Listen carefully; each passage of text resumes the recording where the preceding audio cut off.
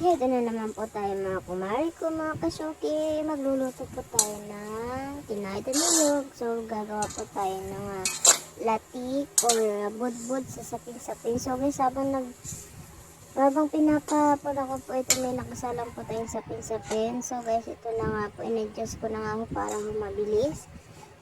So, gabi ko nga po yan ginawa kasi aksaya nga po sa oras kung bukas po gagawin. Pero huwag po kayo mag-alala, hindi po nasisira at maganda naman ang luto. So guys, brown na po siya. Ayan.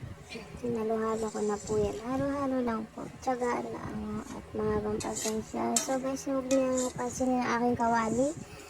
At talagang iitin po talaga yun dahil po yan ay may asukal. So guys, nag-moist siya. So ito na nga po ang sapin-sapin ko. Ayan, nakaisang salang na po tayo kanina. So guys, unang kuha ko na po yan habang may sinasalang pa po tayong ibang kasamahan. Bali, ang gagawin ko po ay 80 pieces. So guys, ang bali order po sa akin ito na 17.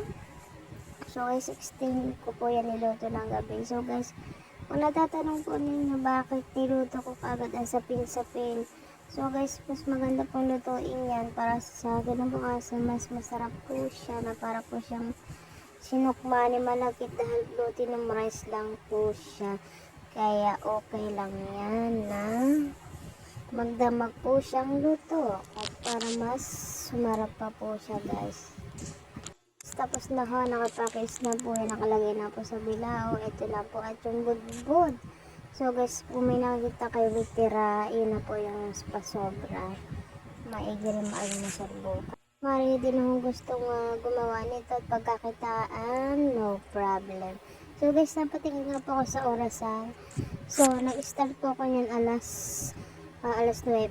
Alas 9, mag-alas 10. Ayan, alas 12 na pala ako nakatapos. So guys, may lechon din po kami.